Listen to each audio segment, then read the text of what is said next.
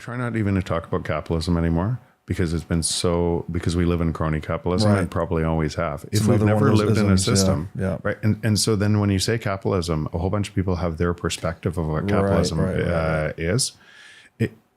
We have to face the fact if Bitcoin is the first global free market, which it is, and it can't be cheated, and if it doesn't get decentralized, and if it stays decentralized and secure, it's imposing.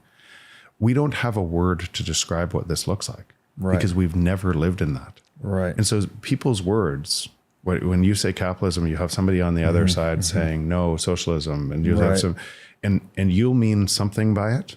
And they'll mean something by theirs. And all of these words have to they've had to exist in the other frame of reference. It's always been a control system. Right. So even the person that's you're totally against when you say capitalism and you think you're saying a free market, it's never looked like that. Right. Yeah, no, this is an excellent point. And this is Bitcoin itself is a new frame of reference. So it's very difficult to describe it in terms of prior frames of reference. And what people want to do is they want to carry their old onto it. Yes. And you see this all the time as they're trying to resolve their cognitive dissonance, or they read these 20 books on this subject. Yes. This is what this needs to look like because my belief pattern is what this is. And this is new and different. Yes. It's very different. And this is how we deal with novelty, right? That we have to take prior experience, prior frames of references and attempt to apply them to the novel phenomenon, because what else do we have, right? It's like every person we encounter, every book we read, we encounter that person in terms of all the other people we've ever met. We read the book in terms of all the other books we've ever read. Like it's a necessary part of gaining understanding, but it comes up short in a way. This is why this is so hard to get. Yeah. Because really great changes. This is why quantum physics is hard to get from physics. This is why Einstein, it was hard to get from Newtonian physics. Yeah. This is why Galileo, when he looked out of the stars and he realized Copernicus was right, the church was wrong. Right. This is why society doesn't get these massive changes. Yeah. Because they so change the fabric of everything else they knew. Yes. You have to start from the first principles of the new fabric, right? To then say, what would that look like? Yes. What would that look like? Where that's a really hard thing for most people to do. Yes. So they're dragging their baggage into the new system. Yes. No, that's an excellent way to put it. There's a certain flow rate at which very profound ideas can permeate collective consciousness, right? It just takes a while. We're caught up in that still with like E equals MC squared, in my opinion.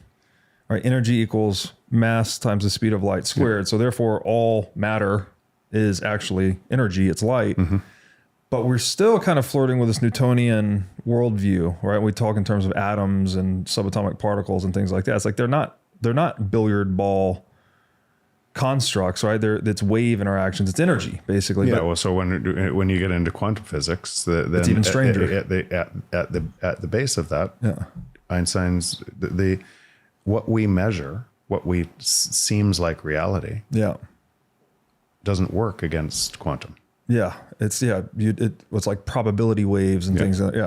So you used the word fractal earlier, and I think that's such an important word. It's, this is the geometry of nature, that nature seems to be self-similar at different scales, but it never repeats exactly. The classic example is the pebble is the same as a stone, is the same as a mountain, just at different scales, right? They have similar topology, geometry, but they're different. So it's self-similar, but different at different scales.